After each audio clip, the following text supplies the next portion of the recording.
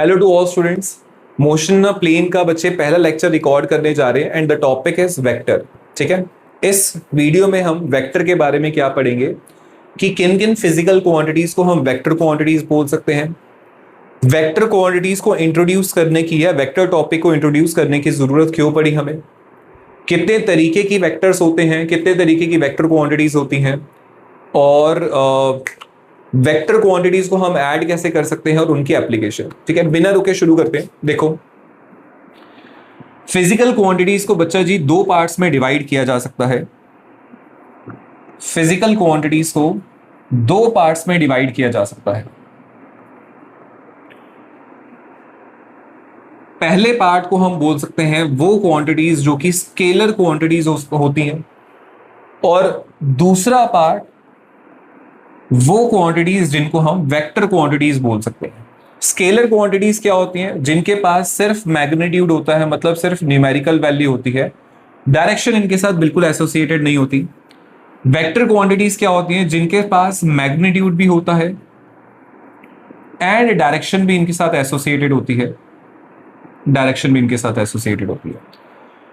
दूसरा, scalar quantities को हम सिर्फ पॉजिटिव वैल्यू दे सकते हैं या फिर स्केलर क्वांटिटीज की वैल्यू जीरो हो सकती है, मतलब नेगेटिव वैल्यू हम स्केलर क्वांटिटीज के साथ इंट्रोड्यूस नहीं कर सकते, बिकॉज नेगेटिव साइन जो है वो डायरेक्शन से रिलेट करता है।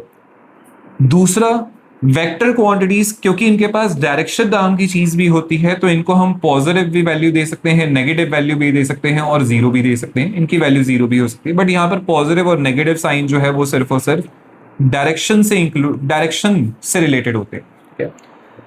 तीसरा, स्केलर क्वांटिटीज को बच्चे हम एल्जेब्रिकली ऐड या सब्ट्रैक्ट कर सकते हैं, एल्जेब्रिकली ऐड या सब्ट्रैक्ट कर सकते हैं। जैसे कि फॉर एग्जांपल ये एक पॉइंट है, यहां से 3 एम्पियर का करंट आ रहा था और यहां से 4 एम्पियर का करंट आ रहा था। इस पॉइंट पे 3 और 4 एम्पियर का करंट मिलेंगे और 7 एम्पियर का टोटल करंट बनाएंगे। तो मैंने 3 एम्पियर के करंट को 4 एम्पियर के करंट में ऐड करा, तो क्या बन गया? 7 एम्पियर का करंट। या फॉर एग्जांपल मैं यहां से यहां तक 3 मीटर का डिस्टेंस ट्रेवल करा और यहां से यहां तक 4 मीटर का डिस्टेंस ट्रेवल करा। टोटल डिस्टेंस निकालने के लिए मैं 3 + 4 विच इज 7 मीटर। ठीक है, डिस्टेंस को ऐड कर देंगे। टोटल डिस्टेंस निकालने के लिए इंडिविजुअल डिस्टेंसेस को ऐड कर देंगे। या एक और एग्जांपल ले सकते हैं कि मेरे पास वेइंग मशीन है। ठीक है, मेरे पास वेइंग मशीन है। पहले ऑब्जेक्ट का मास मैंने नोट करा 40 किलोग्राम, दूसरे ऑब्जेक्ट का मास मैंने नोट करा 30 किलोग्राम। तो टोटल मास इसके ऊपर कितना आएगा? Which is 70 kilogram. इन दोनों को हमने एल्जेब्रिकली ऐड करके निकाला। ठीक है, इसका मतलब स्केलर क्वांटिटीज को हम एल्जेब्रिकली सॉल्व किया जा सकता है, एल्जेब्रिकली सॉल्व कर सकते हैं। स्केलर क्वांटिटीज के बच्चे अगर एग्जांपल लिखने हो तो बहुत सारे एग्जांपल है, जैसे कि मास हो गया, एरिया हो गया, ठीक है, वॉल्यूम हो गया, स्केलर क्वांटिटी है, डिस्टेंस हो गया, speed is a scalar quantity, pressure is a scalar quantities and so on, चलती रहेंगी स्केलर क्वांटिटीज। यहां पर वेक्टर क्वांटिटीज को बच्चे हम एल्जेब्रिकली ऐड नहीं कर सकते, एल्जेब्रिकली ऐड या सब्ट्रैक्ट नहीं कर सकते। यहां पर स्पेशल लॉज डिजाइन करे गए हैं, लॉज बनाए गए हैं ताकि हम इनको ऐड या सब्ट्रैक्ट कर सके। इनके बारे में हम आगे जाके भी पढ़ेंगे, जैसे कि parallelogram law of vector addition and triangular law of vector addition. तो इन लॉज का यूज करके हम दो वेक्टर क्वांटिटीज को या दो से ज्यादा वेक्टर क्वांटिटीज को ऐड या सब्ट्रैक्ट करते हैं। ठीक है, और इनके एग्जांपल हम लिख सकते हैं, force is a vector quantity, displacement एक वेक्टर क्वांटिटी है, वेलोसिटी एक वेक्टर क्वांटिटी है, एक्सेलरेशन एक वेक्टर क्वांटिटी है, मोमेंटम एक वेक्टर क्वांटिटी है, टॉर्क एक वेक्टर क्वांटिटी है एंड सो ऑन। तो यहां पर हम एटसेट्रा लिख देते हैं। तो ये दो तरीके की क्वांटिटीज एग्जिस्ट करती हैं, एक तो स्केलर क्वांटिटी और दूसरा वेक्टर क्वांटिटी। स्केलर क्वांटिटी जिनके पास सिर्फ और सिर्फ मैग्नीट्यूड हो, मतलब न्यूमेरिकल वैल्यू हो, बट वेक्टर क्वांटिटीज जिनके पास न्यूमेरिकल वैल्यू और डायरेक्शन, मतलब मैग्नीट्यूड और डायरेक्शन दोनों होती हैं। ठीक है, नेक्स्ट। अब बच्चे, वेक्टर क्वांटिटीज पढ़ने की जरूरत हमें क्यों पड़ी, वेक्टर्स पढ़ने की जरूरत हमें क्यों पड़ी? देखो, वेक्टर क्वांटिटीज हम इसलिए पढ़ते हैं ताकि हम मान लेते हैं कि यहां से ए पॉइंट से बी पॉइंट पर एक ऑब्जेक्ट गया, तो मैं यहां पर लिख सकता हूं कि ए पॉइंट से बी पॉइंट पर ऑब्जेक्ट 3 मीटर का डिस्टेंस ट्रेवल करके गया इन ईस्ट डायरेक्शन, ठीक है। देन बी से सी पॉइंट पर ऑब्जेक्ट गया 4 मीटर का डिस्टेंस ट्रेवल करके इन नॉर्थ डायरेक्शन। बड़ी सिंपल सी चीज है। मैंने बोला कि टोटल डिस्टेंस मुझे निकालना है, तो मैं तो क्या करूंगा, 3 मीटर और 4 मीटर को ऐड कर देंगे सिंपली, तो मेरे पास डिस्टेंस आ जाएगा विच इज कॉल्ड 7 मीटर।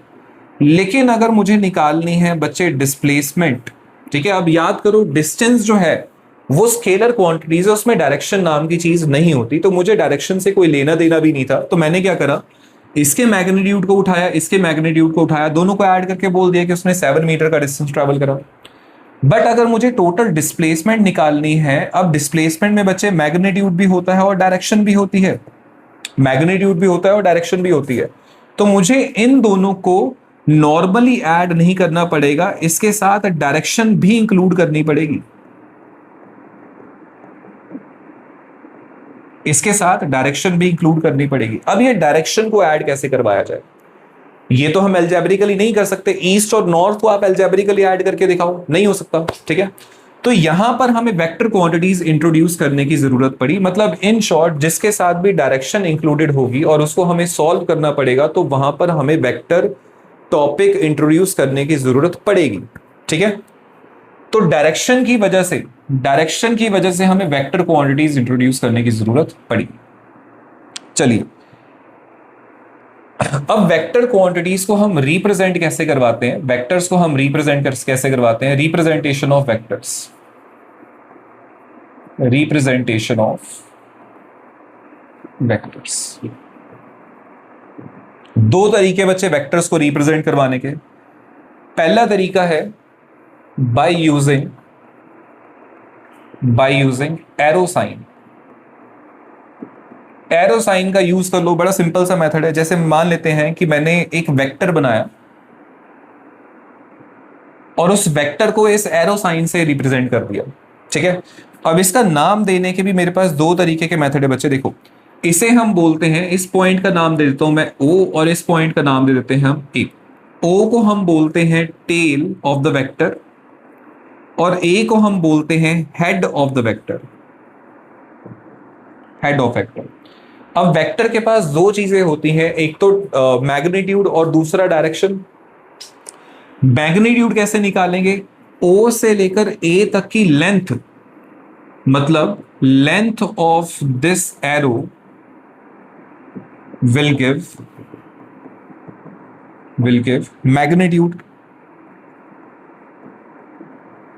ठीक है। ओ से स्टार्टिंग से एंड तक, मतलब हेड से टेल से हेड तक की जो लेंथ होगी वो हमें क्या दे देगी, इस वेक्टर का मैग्नीट्यूड दे देगी। और डायरेक्शन कैसे पता लगाएंगे, इस एरो हेड से, ठीक है, इस एरो हेड से। ये एरो हेड जिस डायरेक्शन में पॉइंट कर रहा होगा, इस वेक्टर की डायरेक्शन वही बन जाएगी, ठीक है, using the arrow head, which is very simple representation of the vector. बहुत सिंपल रिप्रेजेंटेशन है वेक्टर की, यूजिंग दिस एरो साइन, ठीक है। दूसरा हम वेक्टर को रिप्रेजेंट करवा सकते हैं, सेकेंड मेथड है बाय सिंबॉलिक रिप्रेजेंटेशन,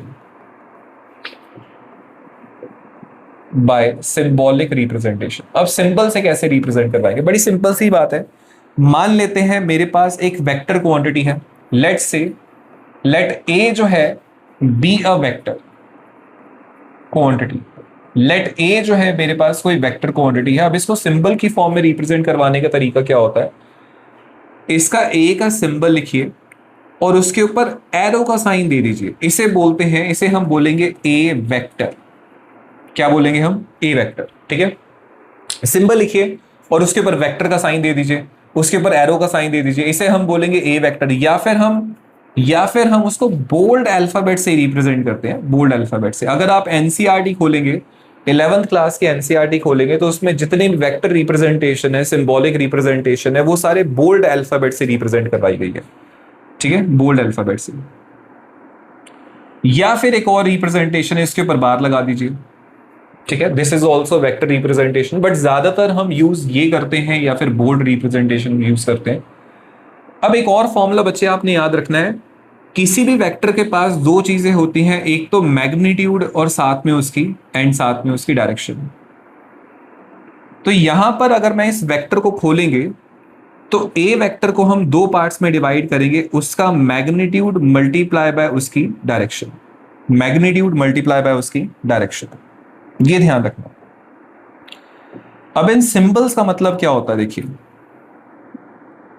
इन सिंबल्स का मतलब क्या होता है, जो ए वेक्टर है वो तो ए वेक्टर रिप्रेजेंट कर रहा है, जो यहां पर ए है इट गिव्स द मैग्नीट्यूड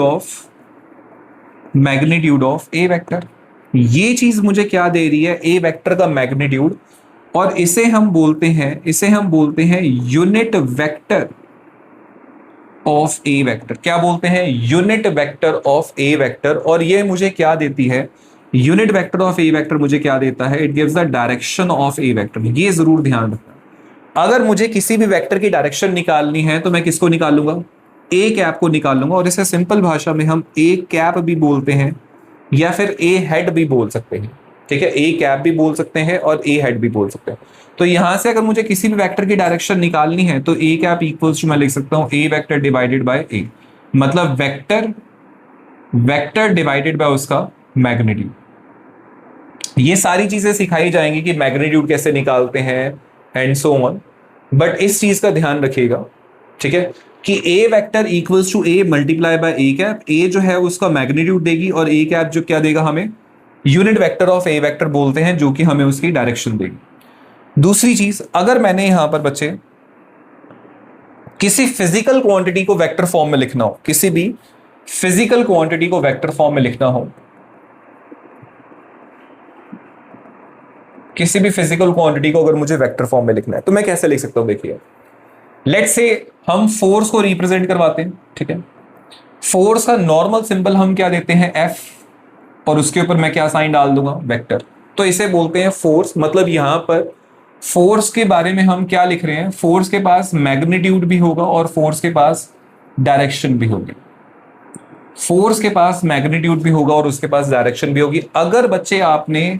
अगर आपने सिर्फ F लिखा है, इसका मतलब क्या हुआ कि अभी फोर्स के पास सिर्फ क्या होगा, only the magnitude and not the direction, क्योंकि आपने उसके ऊपर वेक्टर साइन नहीं लगाया। अगर मुझे डिस्प्लेसमेंट को रिप्रेजेंट करना है, डिस्प्लेसमेंट को, डिस्प्लेसमेंट का सिंबल लिखिए S और उसके ऊपर वेक्टर साइन लगा दिए। इसका मतलब कि उसके पास डायरेक्शन भी है और उसके पास मैग्नीट्यूड भी है। लेकिन अगर मैं सिर्फ S लिखूंगा, दैट मीन्स उसके पास सिर्फ और सिर्फ मैग्नीट्यूड है, डायरेक्शन इंक्लूड नहीं है, तो सिर्फ उसके पास मैग्नीट्यूड है। और मेरे ख्याल से बच्चे आप पढ़ के आ चुके होंगे, what is the magnitude of displacement, magnitude of displacement is distance, ठीक है, तो इसको हम डिस्टेंस बोल सकते हैं। अगर मैंने v वेक्टर लिखा, it means it is a velocity, मतलब इसके पास मैग्नीट्यूड भी है और डायरेक्शन भी है। लेकिन अगर मैंने सिर्फ v लिखा, that means it is a magnitude of velocity.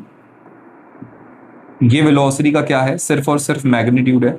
और what is magnitude of velocity, speed, मतलब ये क्या रिप्रेजेंट कर रहा है, स्पीड, और ये क्या रिप्रेजेंट कर रहा है, वेलोसिटी। ये चीज क्या रिप्रेजेंट कर रही है, magnitude of displacement which can be called as distance, और ये क्या रिप्रेजेंट कर रही है, डिस्प्लेसमेंट, ठीक है।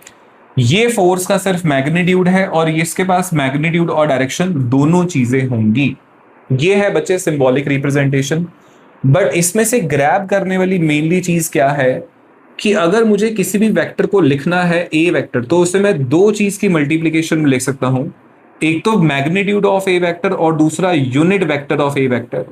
अगर मुझे मैग्नीट्यूड निकालना है तो उसके लिए भी हम आगे जाके बात करेंगे, लेकिन अगर मुझे डायरेक्शन निकालनी है, यूनिट वेक्टर निकालना है, मतलब मुझे डायरेक्शन निकालनी है, तो मैं कहां से निकाल सकता हूं, unit vector of A vectors, ये डायरेक्शन देगा उसकी, ठीक है। आगे बढ़ते हैं, types of vectors.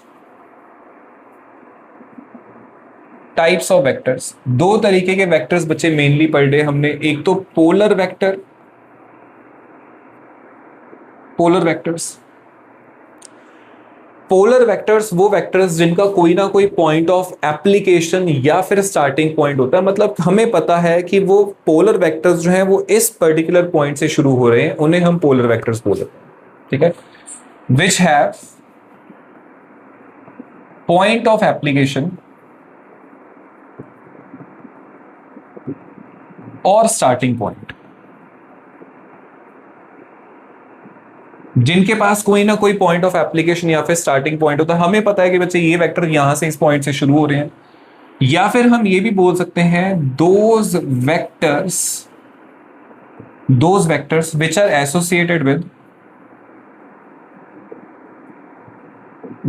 Associated with translational physical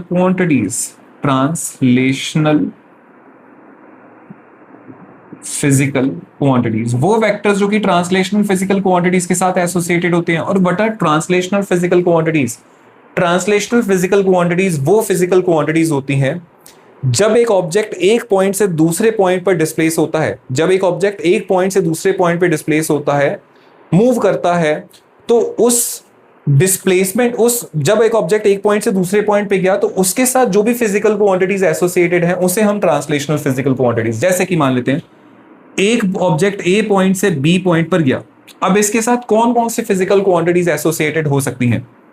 displacement associated हो सकती है, फोर्स एसोसिएटेड हो सकती है, एक्सेलरेशन एसोसिएटेड हो सकती है, वेलोसिटी हम बोल सकते हैं, इसकी बात कर सकते हैं, मोमेंटम के बारे में बात कर सकते हैं, ठीक है।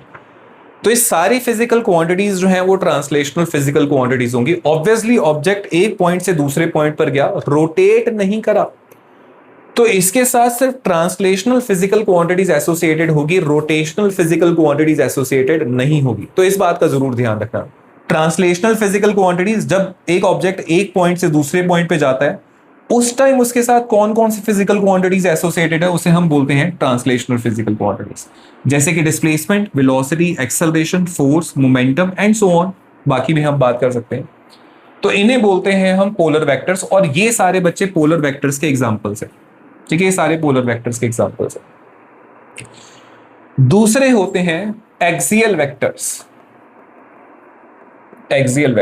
ठीक है, एक्सियल वेक्टर्स वो वेक्टर्स होते हैं जिनका कोई पॉइंट ऑफ एप्लीकेशन या स्टार्टिंग पॉइंट ऑफ एप्लीकेशन या फिर स्टार्टिंग पॉइंट नहीं होता,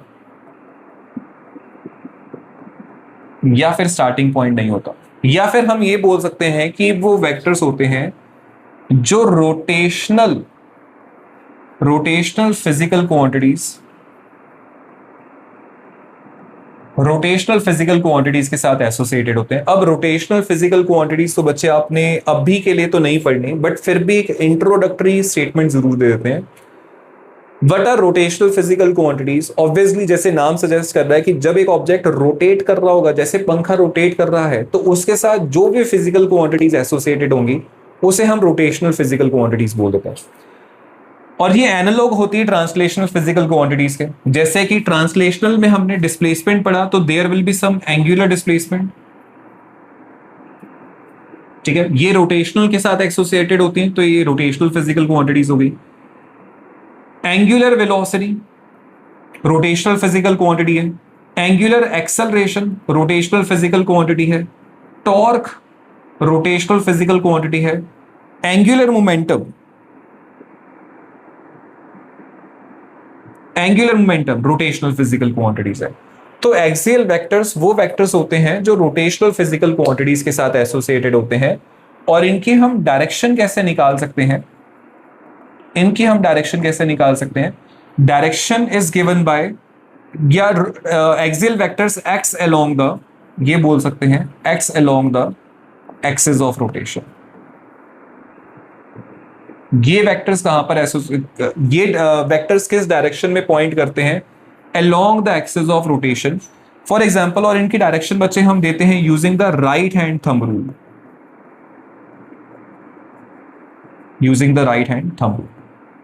जैसे कि मान लेते हैं एक ऑब्जेक्ट क्लॉकवाइज डायरेक्शन में रोटेट कर रहा है, ठीक है, मान लेते हैं एक ऑब्जेक्ट जो है वो क्लॉकवाइज डायरेक्शन में रोटेट कर रहा है। एक ऑब्जेक्ट क्लॉकवाइज डायरेक्शन में रोटेट कर रहा है, ठीक है, एक ऑब्जेक्ट क्लॉकवाइज डायरेक्शन में रोटेट कर रहा है। अब अगर वो क्लॉकवाइज डायरेक्शन में रोटेट कर रहा है, देखिए अगर वो क्लॉकवाइज डायरेक्शन में रोटेट कर रहा है तो क्लॉकवाइज डायरेक्शन जो है वो ऊपर वाली फिंगर देती है, तो थंब किस डायरेक्शन में पॉइंट करेगा, वो मिलेगा मुझे direction of axial vector. Thumb जो है it will give the direction of axial vector. तो हम एक काम करते हैं, यहां पर अगर एक्सियल वेक्टर की डायरेक्शन बनानी है तो मैं नीचे की तरफ पॉइंट करके बना सकता हूं, this arrow is giving the direction of axial vector, ठीक है, क्योंकि ऑब्जेक्ट क्लॉकवाइज डायरेक्शन में रोटेट कर रहा था, तो जब वो क्लॉकवाइज डायरेक्शन में रोटेट करेगा तो thumb will give the direction of axial vector. अब thumb is pointing in downward direction, तो एक्सियल वेक्टर किस तरह वेक्ट करेगा, इन डाउनवर्ड डायरेक्शन। तो मैं यहां पे लिख देता हूं ये एक्सियल वेक्टर है। अब एक और चीज, हमने बच्चे एक्सियल वेक्टर की डेफिनेशन पढ़ी थी कि जिनका कोई स्टार्टिंग पॉइंट नहीं होता। अब हम ये भी बोल सकते हैं कि एक्सियल वेक्टर क्या पता बच्चे यहां से शुरू हो, बिकॉज एक्सिस ऑफ रोटेशन तो हमें नहीं पता ना कहां से शुरू हो रही है और कहां पर खत्म हो रही है, तो इसका कोई स्टार्टिंग पॉइंट नहीं है। क्या पता है हम एक्सियल वेक्टर यहां पर भी दे सकते हैं, ये जो लाइन है एक्सिस ऑफ रोटेशन नीचे की तरफ जा रही होगी, तो इस लाइन में कहीं पर भी आप एक्सियल वेक्टर बना सकते हैं। दूसरा अगर एक ऑब्जेक्ट एंटी क्लॉकवाइज डायरेक्शन में रोटेट कर रहा है, अगर एक ऑब्जेक्ट एंटी क्लॉकवाइज डायरेक्शन में रोटेट कर रहा है, अब एंटी क्लॉकवाइज डायरेक्शन में जो थंब होगा वो ऊपर की तरफ पॉइंट करेगा, ऑब्वियसली एंटी क्लॉकवाइज डायरेक्शन में जो थंब होगा वो ऊपर की तरफ पॉइंट करेगा, तो this arrow will give the direction of axial vector, ठीक है। ऑब्जेक्ट इज रोटेटिंग या object is revolving in anti clockwise direction या rotating in anti clockwise direction.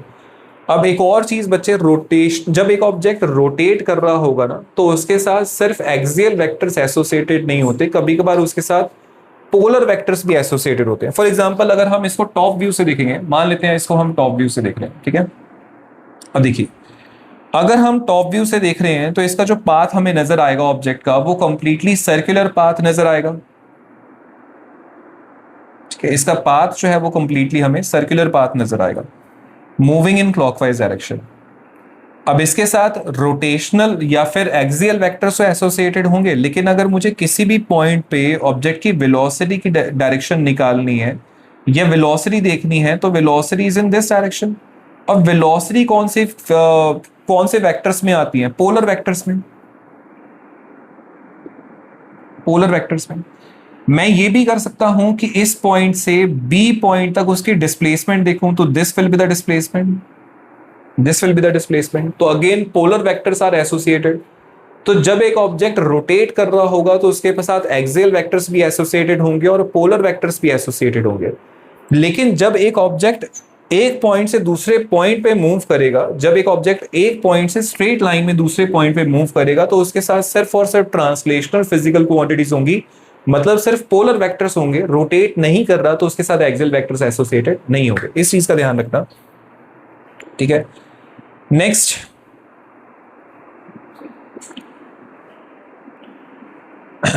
बच्चे हमने कुछ डेफिनेशंस पढ़नी है, सम डेफिनेशंस। पहली चीज हमने पढ़ना है यूनिट वेक्टर के बारे में।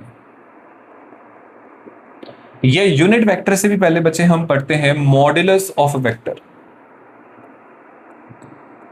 Modulus of a vector, modulus of a vector. अब मॉड्यूलस सिंबल जिन बच्चों को नहीं पता मैं बता देता हूं। मॉड्यूलस सिंबल जो है वो कुछ इस तरीके से दिया जाता है, ठीक है, मॉड्यूलस ऑफ अ वेक्टर। अब मॉडुलस ऑफ अ वेक्टर क्या देता है मुझे, it gives the magnitude of a vector, gives the magnitude of a vector. Modulus of a vector always will give the magnitude of a vector. कैसे, इसका एक example लेके समझते हैं। हमने छोटी क्लासेस में मॉडुलस को एब्सोल्यूट वैल्यू से भी पढ़ा था, इसका दूसरा नाम क्या होता है, एब्सोल्यूट वैल्यू। अब मान लेते हैं कि मैंने -3 का मॉडुलस निकालने की कोशिश करी, तो it will give 3 only, negative sign वहां से हट जाएगा।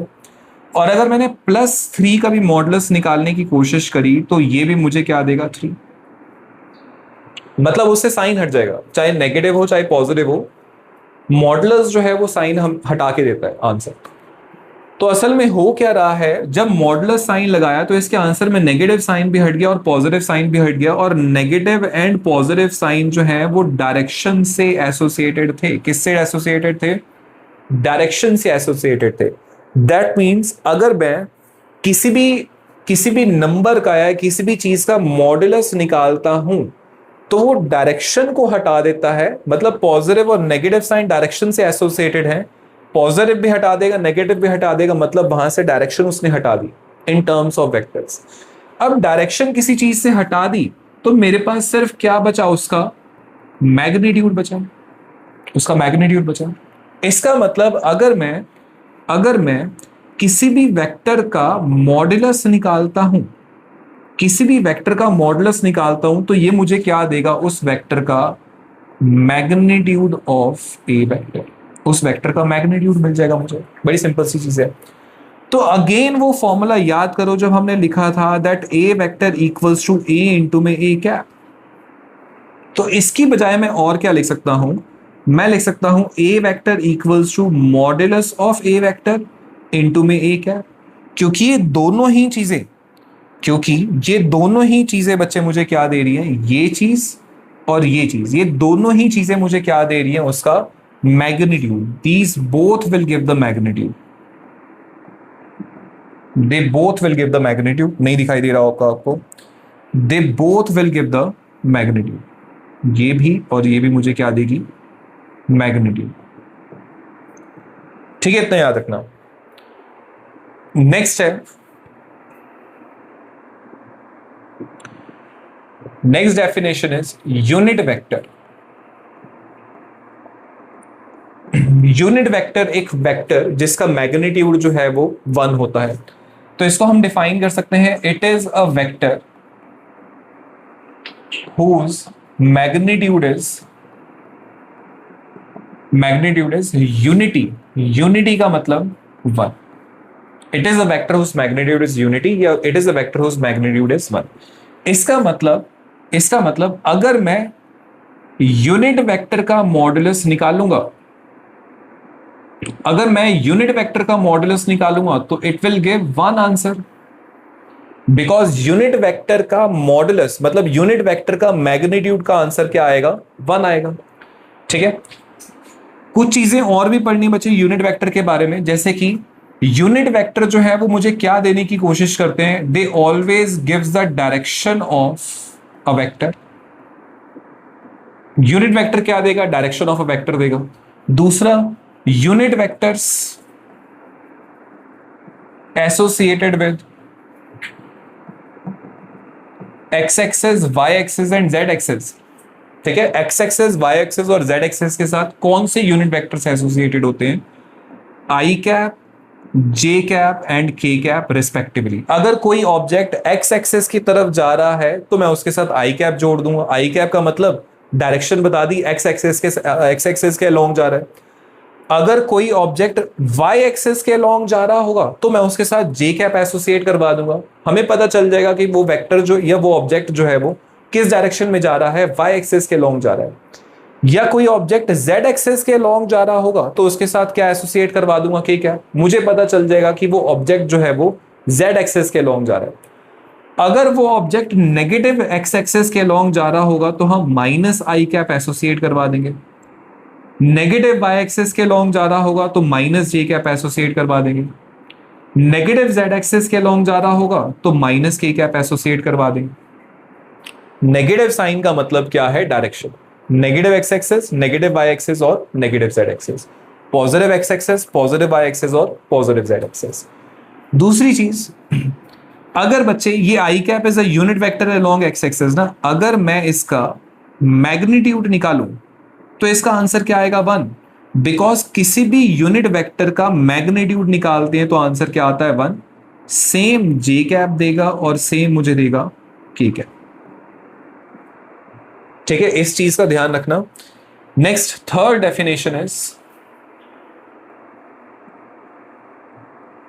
Equal vectors. ठीक है, हम कब बोलते हैं कि दो या दो से ज्यादा वेक्टर्स आपस में इक्वल होंगे? कब बोल सकते हैं जब कि दो या दो से ज्यादा वेक्टर्स आपस में इक्वल होंगे? देखिए, लेट्स से मेरे पास दो वेक्टर्स हैं, फर्स्ट और सेकंड, ठीक है। अब आपको दिख रहा होगा कि इन वेक्टर्स की जो लेंथ है, इन एरोज की जो लेंथ है वो भी आपस में इक्वल है और ये आपस में पैरेलल है, ये आपस में पैरेलल है। तो इक्वल वेक्टर्स हम किन्हें बोलते हैं? जब दो वेक्टर्स का मैग्नीट्यूड भी इक्वल हो एंड ऑल्सो उनकी डायरेक्शन भी सेम हो, ठीक है। जब दो वेक्टर्स का मैग्नीट्यूड भी इक्वल हो और जब उनकी डायरेक्शन भी सेम हो तो हम बोल सकते हैं कि दोनों वेक्टर्स आपस में इक्वल है। तो लेट्स से इसको मैं नाम देता हूं ए वेक्टर और इसको मैं नाम दे देता हूं बी वेक्टर, ठीक है। इसको मैंने नाम दे दिया ए वेक्टर और इसको मैंने नाम दे दिया बी वेक्टर। अब क्योंकि इसका मैग्नीट्यूड और डायरेक्शन सेम है, ठीक है, और डायरेक्शन हमें कैसे पता चलेगा सेम है? वो वेक्टर्स आपस में पैरेलल होंगे। अगर दो वेक्टर्स आपस में, देखिए, लेंथ आपस में इक्वल है, लेंथ आपस में इक्वल है लेकिन पैरेलल नहीं है, तो हम बोलेंगे कि A vector is not equal to B vector, because length तो इक्वल थी, लेंथ तो इक्वल थी लेकिन आपस में पैरेलल नहीं थे, तो इनकी डायरेक्शन भी सेम नहीं हुई। अब क्योंकि ये दोनों वेक्टर्स की लेंथ इक्वल है और दोनों पैरेलल है, मतलब सेम डायरेक्शन में पॉइंट कर रहे हैं, तो मैं ये बोल सकता हूं कि ए वेक्टर जो है वो बी वेक्टर के इक्वल है, मतलब दोनों इक्वल वेक्टर्स है। अगर लेंथ सेम हो, डायरेक्शन सेम ना हो, तो भी आपस में अनइक्वल होंगे। अगर पैरेलल हो लेकिन लेंथ सेम ना हो, तो भी मैं बोलूंगा कि दोनों वेक्टर्स आपस में अनइक्वल। इक्वल वेक्टर्स होने के लिए मैग्नीट्यूड भी सेम होना चाहिए एंड मतलब एट द सेम टाइम दोनों सेम डायरेक्शन में पॉइंट करने चाहिए, मतलब आपस में क्या होने चाहिए? दोनों वेक्टर्स पैरेलल होने चाहिए, ठीक है, आपस में पैरेलल होने चाहिए। नेक्स्ट है negative of a vector. Negative of vector हम कब बोलेंगे कि एक वेक्टर दूसरे वेक्टर का नेगेटिव है? जब दूसरे वेक्टर का मैग्नीट्यूड सेम हो लेकिन वो एग्जैक्टली अपोजिट डायरेक्शन में पॉइंट कर रहा हो as that of the given vector. जिसे मान लेते हैं कि हमने एक वेक्टर लिया दिस, ठीक है, हमने एक वेक्टर ले लिया, इसको हमने बच्चे नाम दे दिया ए वेक्टर, ठीक है। दूसरा वेक्टर लिया हमने जो कि एग्जैक्टली अपोजिट डायरेक्शन में पॉइंट कर रहा है। अब आपको ये दिख रहा होगा कि इन दोनों वेक्टर्स की लेंथ तो आपस में इक्वल है लेकिन दोनों सेम डायरेक्शन में पॉइंट नहीं कर रहे, क्योंकि दोनों का एरो हेड जो है वो अपोजिट डायरेक्शन में, दोनों का एरो हेड अपोजिट डायरेक्शन में। तो मैं बोल दूंगा कि बी वेक्टर जो है वो ए वेक्टर का क्या है? नेगेटिव ऑफ ए वेक्टर है। तो मैं इसको ऐसे लिख सकता हूं कि B vector is negative of A vector because दोनों का मैग्नीट्यूड मतलब लेंथ तो इक्वल है लेकिन दोनों एग्जैक्टली अपोजिट डायरेक्शन में पॉइंट कर रहे हैं, दोनों एग्जैक्टली अपोजिट डायरेक्शन में पॉइंट कर रहे हैं। या फिर इसकी बजाय हम ये भी लिख सकते हैं कि ए वेक्टर जो है वो नेगेटिव ऑफ बी वेक्टर है, ठीक है, ए वेक्टर जो है वो नेगेटिव ऑफ बी वेक्टर है। और ये बच्चे वेक्टर्स जो हैं वो बहुत सारे लॉज को एक्सप्लेन करने के लिए भी यूजफुल होते हैं। जैसे कि हम ये बोल सकते हैं कि यहां से हम कौन सा लॉ एक्सप्लेन कर सकते हैं? Newton third law of motion. Simple सी बात है, Newton third law of motion कि every action has an equal and opposite reaction. तो एक्शन फोर्स जो होगी वो इक्वल होगी as compare to reaction force लेकिन इन अपोजिट डायरेक्शन। एक्शन और reaction are equal in magnitude but opposite in direction, पहली चीज, ठीक है। Next, collinear vectors. Collinear vectors, ठीक है, कोलिनियर वेक्टर्स वो वेक्टर्स जो आपस में पैरेलल और एंटी पैरेलल होने चाहिए, नो मैटर उनका मैग्नीट्यूड आपस में इक्वल है या नहीं है। फॉर एग्जांपल मैंने बच्चे एक ए वेक्टर लिया और एक बी वेक्टर लिया, अब ये आपस में पैरेलल तो है, दोनों सेम डायरेक्शन में पॉइंट कर रहे हैं, तो A vector and B vector are collinear. मैंने एक और लिया, यहां पर सी वेक्टर लिख दिया, ठीक है।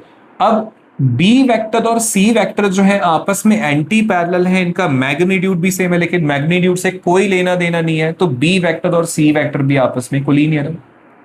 लेकिन अगर मैंने ऐसा वेक्टर बना दिया डी वेक्टर, तो C vector and D vector are not collinear, आपस में कोलिनियर नहीं है, बिकॉज दोनों आपस में पैरेलल या एंटी पैरेलल नहीं है। ठीक है, तो व्हाट आर कोलिनियर वेक्टर्स? जो आपस में पैरेलल हो या एंटी पैरेलल हो, नो मैटर उनका मैग्नीट्यूड सेम है या अलग अलग है, कोई फर्क नहीं पड़ता। ठीक है, नेक्स्ट है, यहीं पर कर लेते हैं, नेक्स्ट है को इनिशियल वेक्टर्स। ठीक है, को इनिशियल वेक्टर्स वो वेक्टर जो कि सेम पॉइंट से इनिशिएट होते हो, मतलब जिनका स्टार्टिंग पॉइंट सेम हो, इन्हें हम बोलेंगे को इनिशियल वेक्टर्स। मतलब इनका स्टार्टिंग पॉइंट जो है दोनों का सेम है, दैट इज ओ। नेक्स्ट है coplanar vectors. Seventh type of vector is coplanar vector.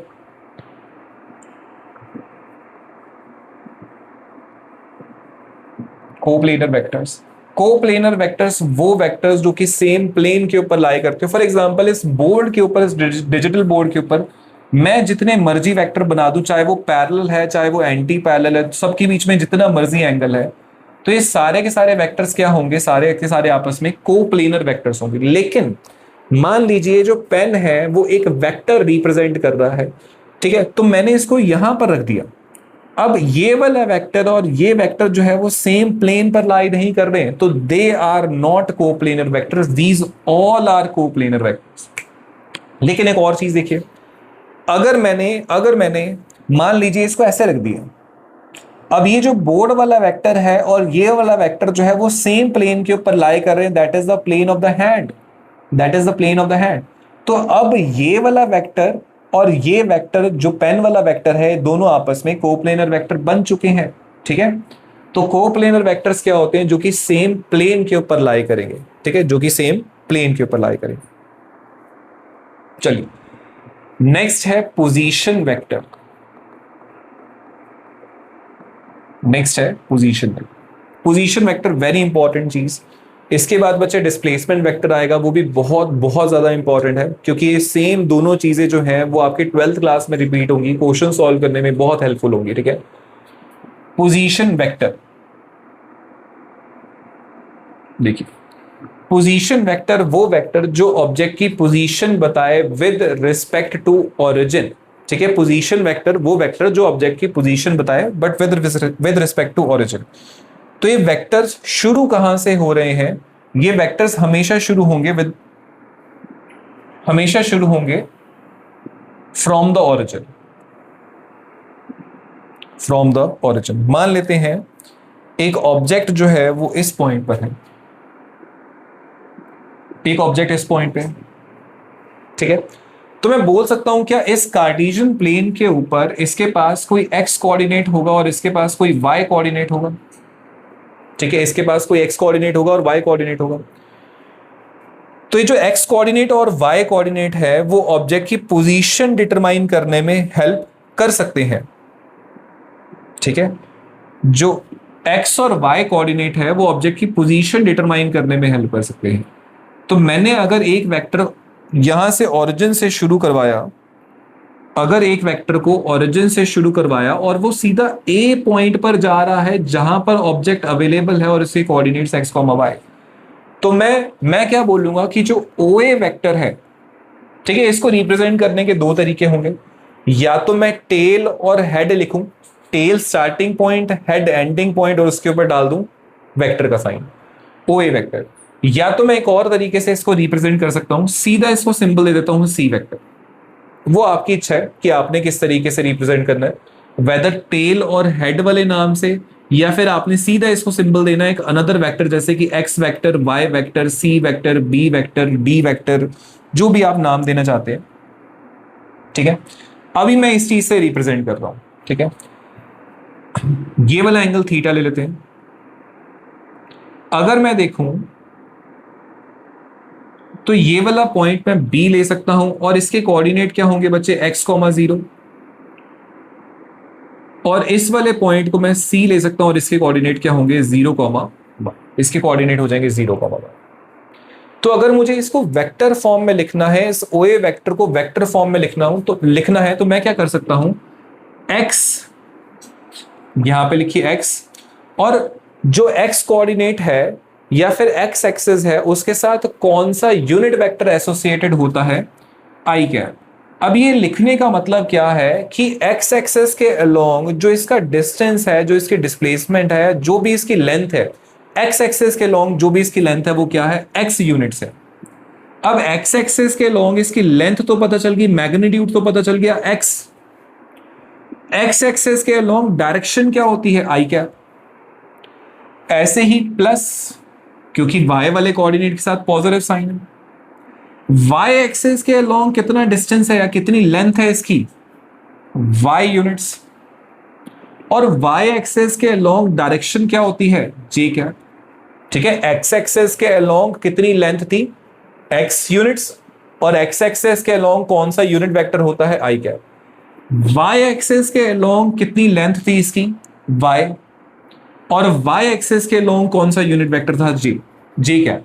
तो this is the position vector of ओए वेक्टर। इस तरीके से हम रिप्रेजेंट कर सकते हैं। अगर यहां पर इसके पास z वाला कोऑर्डिनेट भी होता तो मैं इसको रिप्रेजेंट करवाता o vector equals to x i cap plus y j cap plus z k cap. मैं इस तरीके से कुछ रिप्रेजेंट करवाता अगर उसके पास z वाला कोऑर्डिनेट भी होता।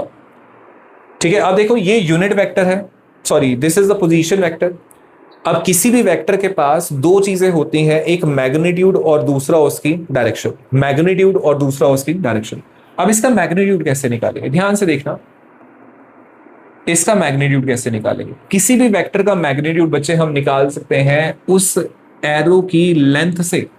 मतलब मुझे क्या करना है, इस पॉइंट से ए पॉइंट तक का डिस्टेंस निकालना है, ओ पॉइंट से ए पॉइंट तक का डिस्टेंस निकालना है। तो इसका मैग्नीट्यूड कौन देगा, distance between point O and A. अब ये डिस्टेंस निकालने के लिए मैं क्या कर सकता हूं, सीधा डिस्टेंस फॉर्मूला यूज कर दो, क्योंकि इसके कोऑर्डिनेट तो 0,0 होंगे ना। तो ओ से ए तक का डिस्टेंस क्या निकलेगा, square root of x minus 0 का whole square plus y minus 0 का होल स्क्वायर। तो ये आ जाएगा स्क्वायर रूट ऑफ x का स्क्वायर प्लस y का स्क्वायर, ये है इसका मैग्नीट्यूड। तो इन शॉर्ट अगर आपके पास कोई भी वेक्टर होता है उसका मैग्नीट्यूड कैसे निकालेंगे, x वाले का square, square root of x वाले का स्क्वायर प्लस y वाले का square, square root of x वाले का स्क्वायर प्लस y वाले का स्क्वायर। और अगर इसका मैग्नीट्यूड निकालना है तो स्क्वायर रूट ऑफ x वाले का स्क्वायर प्लस y वाले का स्क्वायर प्लस z वाले का स्क्वायर। ये जरूर ध्यान रखना, ठीक है।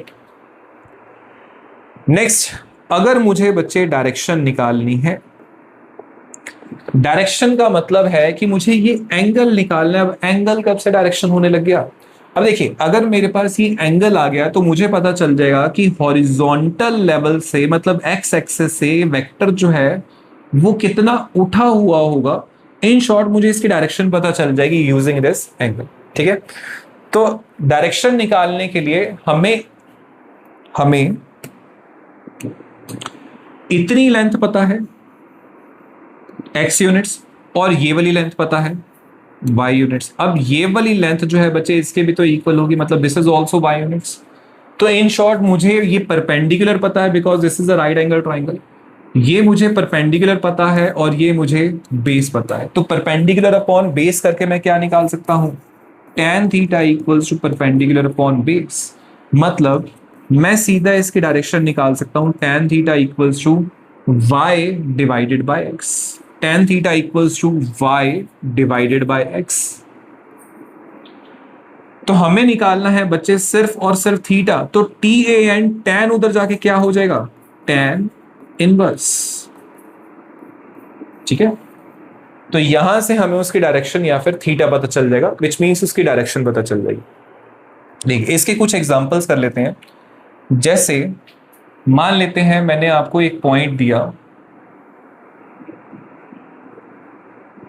मान लेते हैं मैंने आपको पॉइंट दिया, ये ए पॉइंट दे दिया, ठीक है।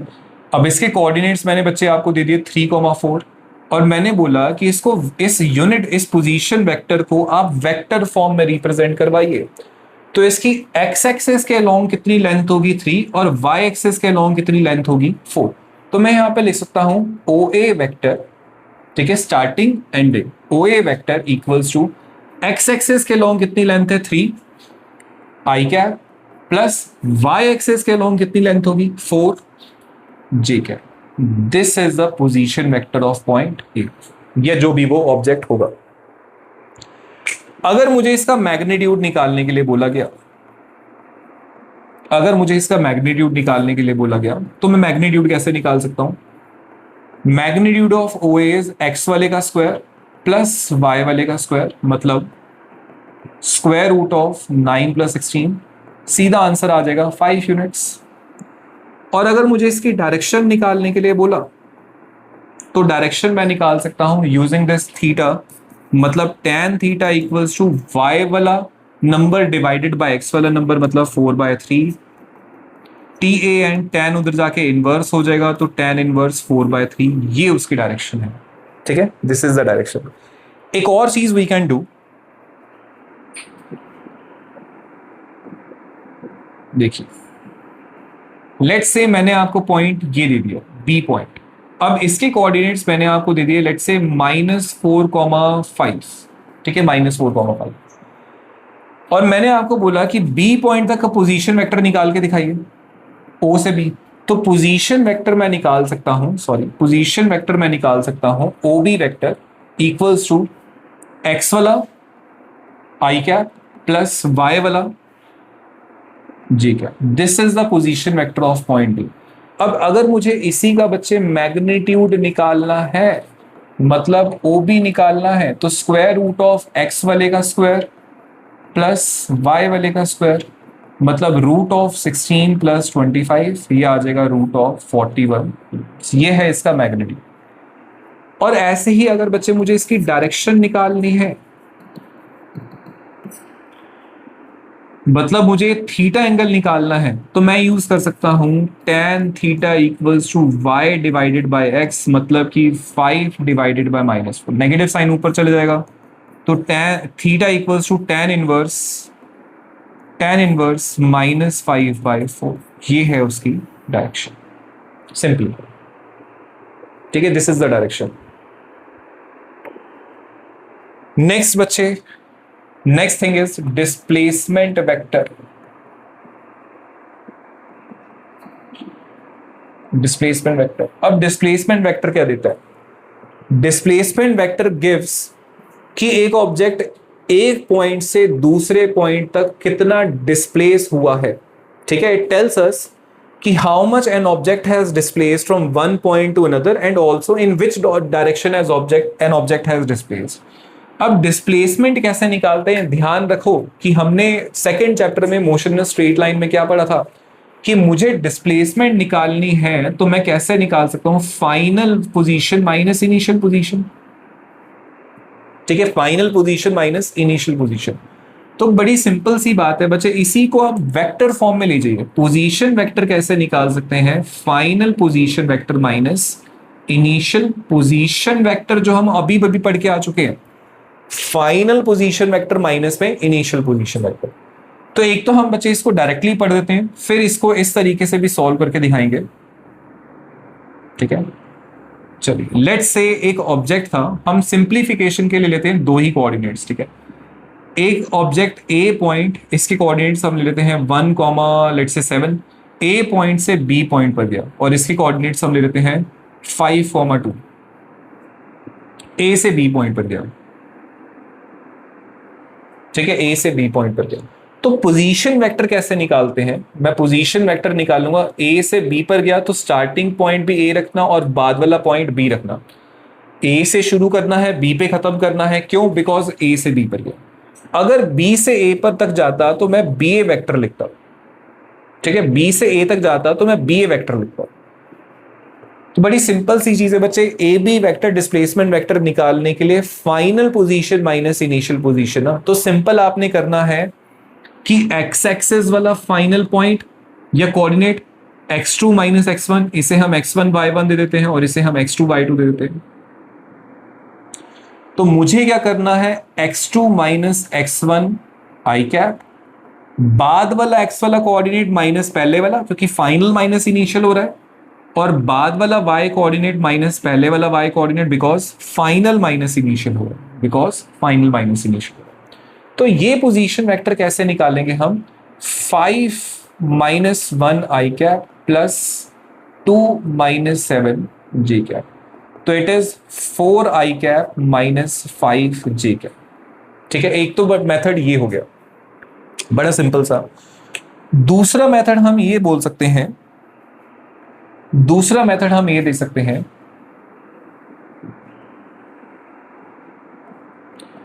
कि लेट से एक ऑब्जेक्ट ए पॉइंट से बी पॉइंट तक डिस्प्लेस करा, इसके कोऑर्डिनेट्स हम ले लेते हैं x1, y1, और इसके कोऑर्डिनेट्स हम ले लेते हैं बी पॉइंट के x2, y। बड़ी सिंपल सी चीज है, ए पॉइंट से बी पॉइंट पर गया, तो मुझे निकालना है बच्चे इसका displacement vector, that is A B vector, which is in simple language this, और एक हम बना देते हैं, ठीक है, और इसको नाम दे देते हैं हम O। अब मैंने करा क्या है बच्चे, देखो यहां पे, ठीक है, एक पोजीशन वेक्टर बना दिया ए तक का और एक पोजीशन वेक्टर बना दिया बी तक का, और ए बी जो है वो डिस्प्लेसमेंट वेक्टर है, ध्यान रखना ए बी जो है वो डिस्प्लेसमेंट वेक्टर है। तो फाइनल पोजीशन वेक्टर कौन सा होगा? फाइनल पॉइंट बी का। तो मैं सिंपल भाषा में लिख सकता हूं displacement vector is final position vector minus initial position vector. सीधा ये फॉर्मूला आ जाएगा, ये वाला फॉर्मूला सीधा आ जाएगा मेरे पास। देखिए, अब अगर ए बी वेक्टर मुझे निकालना है, फाइनल पोजीशन वेक्टर क्या होगा? अभी हम पढ़ के आए हैं, x2 I cap plus y2 J cap minus initial position vector, इसी को वेक्टर फॉर्म में लिख दीजिए, x1 I cap plus y1 J cap, negative sign अंदर ले जाइए, आई कैप वालों को इकट्ठा कर लेना और जे कैप वालों को इकट्ठा कर लेना, ये हो जाएगा माइनस x1 आई कैप और plus y2 J cap minus y1 J cap. इन दोनों में से आई कैप कॉमन ले लीजिए,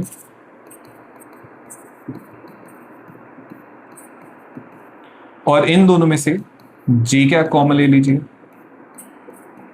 तो this is the displacement vector from point A to point B.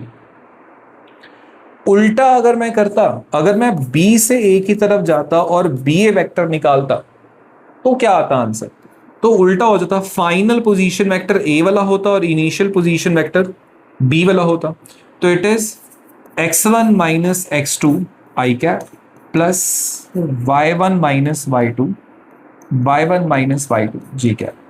लेकिन अगर मुझे बच्चे इसका मैग्नीट्यूड निकालना है, मतलब मैं लिख सकता हूं मुझे ए बी की वैल्यू निकालनी है, या फिर ये लिख सकते हैं modulus of A B vector, दोनों लिख सकते हैं।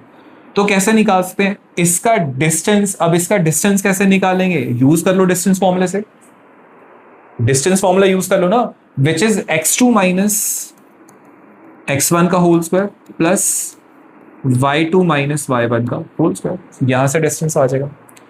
और अगर आप बी ए वेक्टर का डिस्टेंस या मैग्नीट्यूड निकालोगे तो भी बच्चे यही आएगा, x1 माइनस x2 का whole square plus y1 minus y2 का होल स्क्वायर। तो अगर मैं यहाँ पर ए बी के डिस्टेंस निकालूं, ए से बी तक की लेंथ निकालूं या बी से ए तक की लेंथ निकालूं, ये दोनों आपस में सेम आएंगे। बट दीज टू वेक्टर्स, एक ए बी वेक्टर और बी ए वेक्टर आपस में इक्वल नहीं होंगे, क्योंकि एक ए बी वेक्टर जो है वो इस डायरेक्शन में पॉइंट कर रहा है और जो बी ए वेक्टर होगा इससे अपोजिट डायरेक्शन में पॉइंट करेगा। हालांकि हम ये बोल सकते हैं कि दोनों आपस में नेगेटिव होंगे, दोनों आपस में नेगेटिव होंगे। क्यों? बिकॉज दोनों का मैग्नीट्यूड तो सेम है, दोनों का मैग्नीट्यूड तो सेम आएगा आंसर, लेकिन दोनों आपस में एग्जैक्टली अपोजिट है। तो मैं ये लिख सकता हूं यहां पर that A B vector is negative of B A vector, या उल्टा भी लिख सकते हैं that B A vector is negative of A B vector. But मैं ये भी एट द सेम टाइम लिख सकता हूं कि इन दोनों का मैग्नीट्यूड जो है वो आपस में इक्वल आएगा, दोनों का मैग्नीट्यूड आपस में इक्वल आएगा। एक एग्जांपल लेके देख लेते हैं। देखिए, लेट्स से कि एक ऑब्जेक्ट ए पॉइंट से बी पॉइंट तक गया, ठीक है, और यहां पर इसके कोऑर्डिनेट्स थे 3,7 और यहां पर इसके कोऑर्डिनेट्स हो गए बच्चे जी 6,1, लेट्स से 6,1। तो मुझे डिस्प्लेसमेंट वेक्टर निकालना है ए बी वेक्टर। कैसे निकलेगा? फाइनल एक्स वाला कोऑर्डिनेट मतलब x2 minus x1 I cap plus y2 minus y1 G cap, simple भाषा।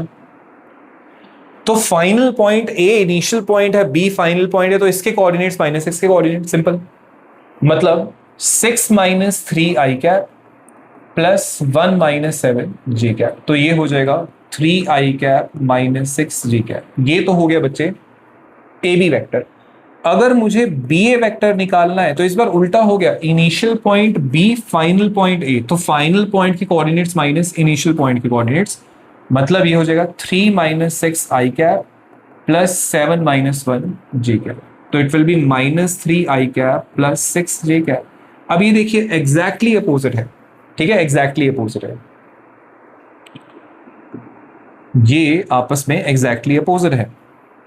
लेकिन अगर मैं दोनों के मैग्नीट्यूड निकालूं, यहां से ए बी का मैग्नीट्यूड निकालता हूं, which is square root of 3 का स्क्वायर प्लस माइनस एक्स का square, root of 9 plus 36, root of 45। और अगर मैं मुझे बी ए वैक्टर का मैग्नीट्यूड निकालना है तो स्क्वायर रूट ऑफ माइनस 3 का स्क्वायर प्लस 6 का स्क्वायर, 9 प्लस 36 कितना होगा? रूट 45।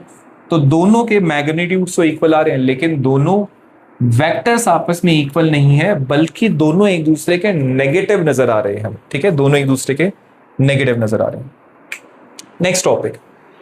नेक्स्ट टॉपिक बच्चे हम पढ़ सकते हैं कि दो वेक्टर्स को हम ऐड कैसे करवाते हैं, how to add two vectors, ठीक है, दो वेक्टर्स को हम ऐड कैसे करवाएंगे? बड़ी सिंपल सी चीज है। अगर आपने दो वेक्टर्स को ऐड करवाना है तो यूज स्पेसिफाइड लॉज, जैसे कि triangular law of vector addition,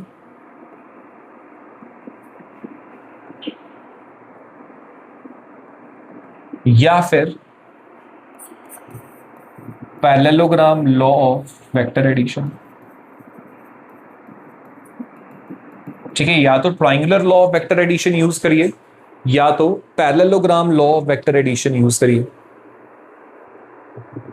ठीक है। अब what is triangular law of vector addition? First is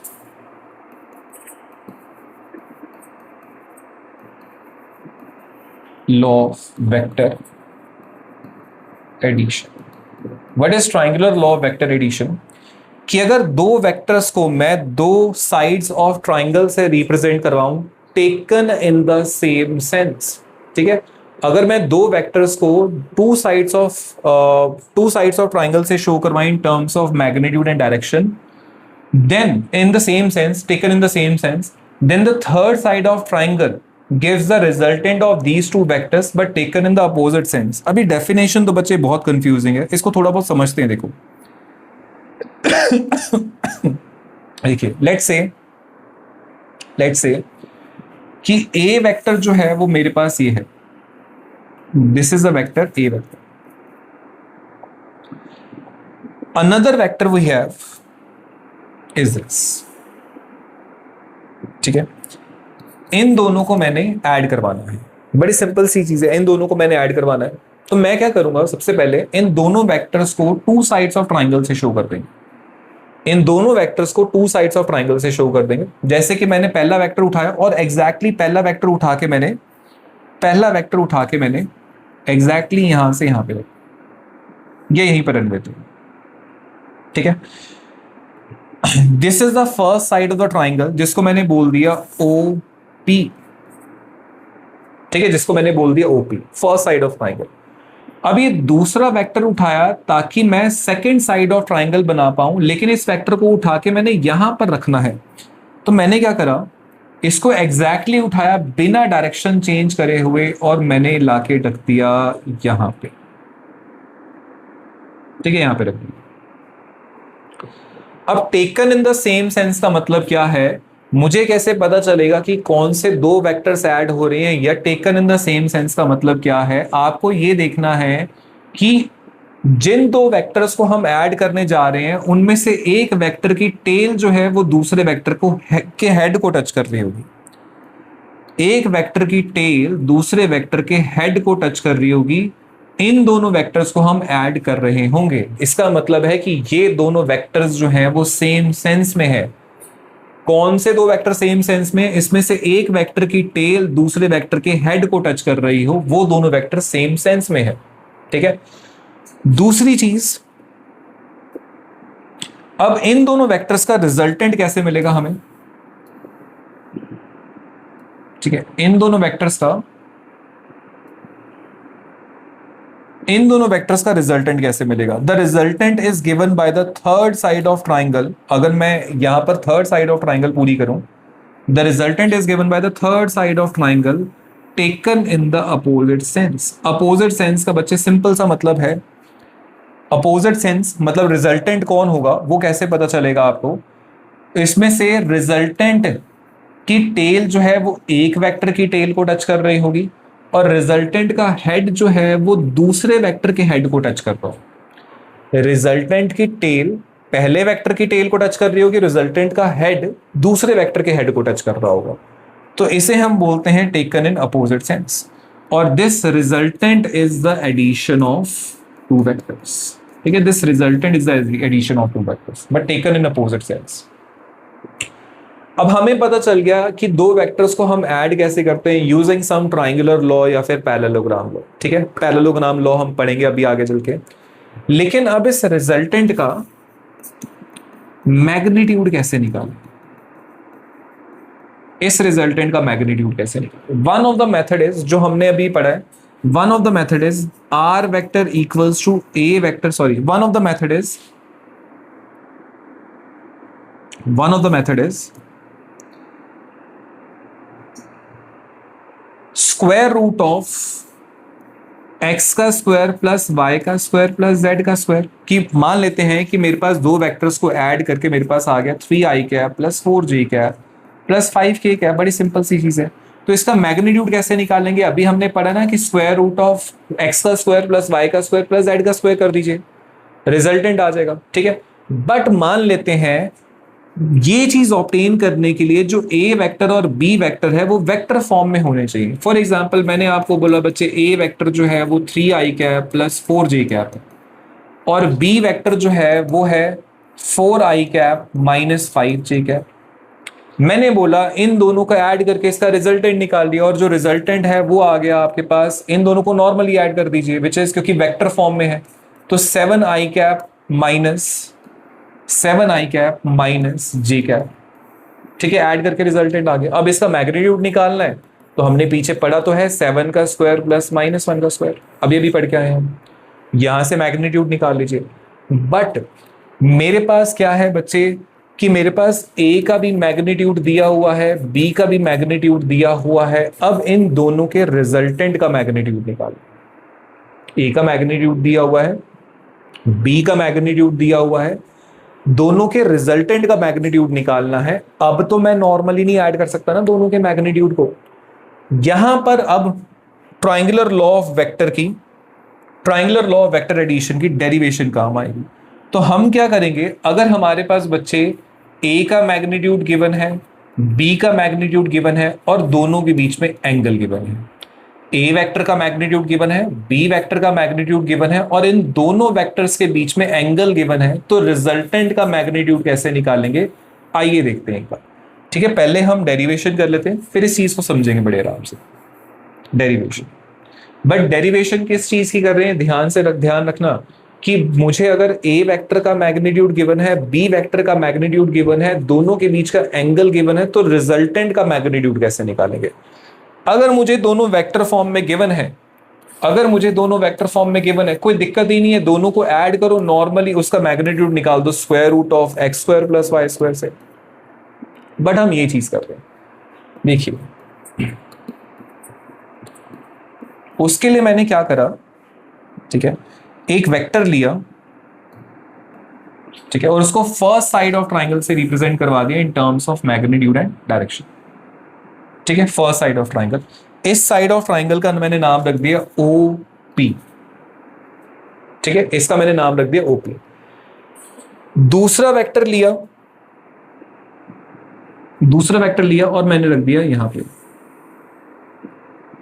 another side of triangle से रिप्रेजेंट करवा दिया, और इसका मैंने नाम रख दिया, इस पॉइंट का नाम रख दिया R। This is, let's say this is A vector and this is B vector, और ये वो दोनों वेक्टर्स हैं जिनको मैं ऐड करूंगा। मुझे कैसे पता? B वेक्टर की टेल जो है वो A वेक्टर के हेड के ऊपर है, तो अगर एक वेक्टर की टेल दूसरे के हेड के ऊपर है तो यही दो वेक्टर्स ऐड होंगे।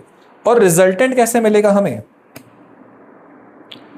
रिजल्टेंट कैसे मिलेगा? Resultant is given by another vector which is represented by the third side of the triangle but taken in opposite sense. Opposite sense, इसका टेल पहले वाले की टेल से और इसका हेड दूसरे वाले के हेड से। ठीक है, तो दिस इज द रिजल्टेंट, मतलब R vector equals to A vector plus B। R vector equals to A vector plus B vector. अब इसका मैग्नीट्यूड कैसे निकालें? कुछ नहीं करना बच्चे, इसको आप थोड़ा सा एक्सटेंड करिए। डेरिवेशन करते हैं, इसको आप थोड़ा सा एक्सटेंड करिए।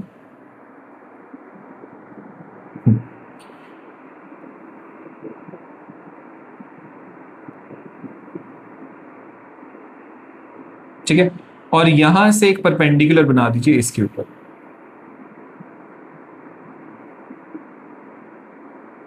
ठीक है, यहां से हमने परपेंडिकुलर बना दिया, और इस पॉइंट का लेट से मैंने नाम रख दिया M, और ये परपेंडिकुलर है आपस में। ठीक है, तो अगर ध्यान से देखिए, मेरे पास ट्राइंगल क्या है? OPR एक ट्राइंगल है। बड़ी सिंपल सी बात है।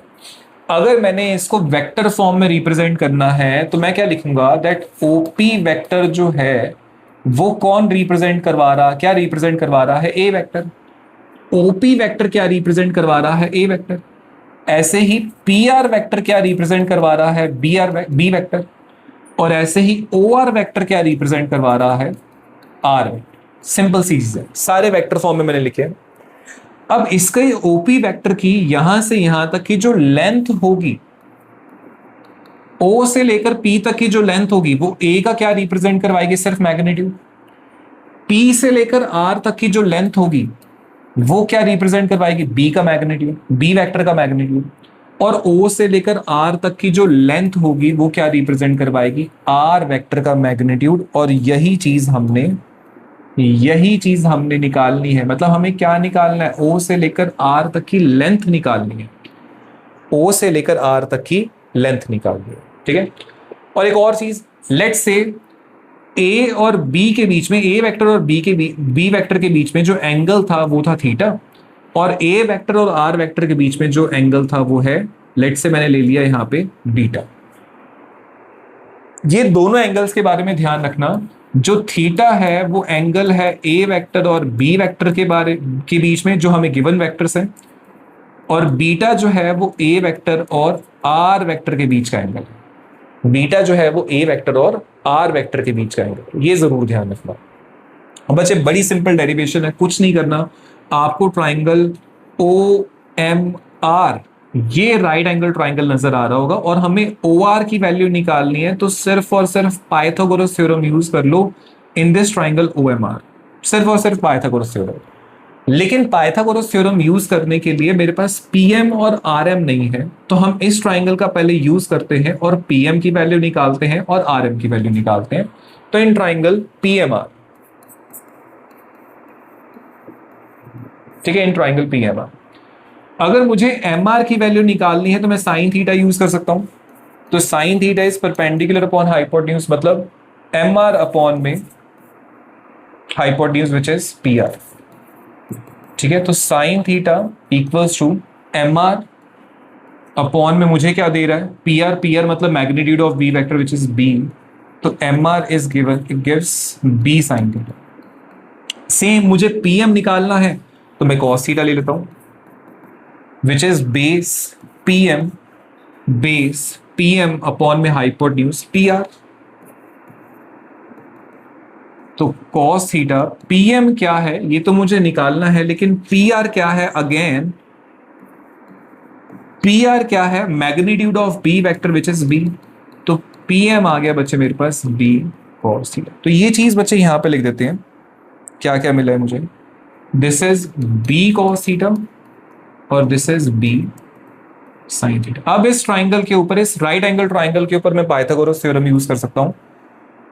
तो using Pythagoras theorem in triangle O M R, using Pythagoras theorem O R का square equals to O M का स्क्वायर प्लस एम आर का square. O R magnitude of resultant का square, O M is OP plus PM लिख सकते हैं इसको हम, OP plus PM का whole square plus plus plus M R is B sine theta. तो इसके हम वैल्यू पुट करेंगे नेक्स्ट स्टेप में, एम आर का स्क्वायर। तो this is R square equals to OP था मैग्नीट्यूड ऑफ ए वेक्टर मतलब ए, प्लस ये था बी कॉस थीटा का square plus this is B sine theta का स्क्वायर। ठीक है, बी साइन थीटा का स्क्वायर। अब x प्लस वाई का whole square is X square plus Y square plus 2xy plus B square sine square theta. अब इसमें से और इसमें से बच्चे बी स्क्वायर कॉमन आ रहा है तो आर स्क्वायर आ जाएगा, A square plus B square common आ गया, अंदर बचेगा cos square theta plus sine square theta plus 2ab cos theta. Cos square theta plus sine square theta क्या आएंगे बच्चे? A square plus B square plus इसकी वैल्यू 1 हो जाएगी, इसलिए मैंने सिर्फ यहां पर बी स्क्वायर लिख दिया, 2ab कॉस थीटा।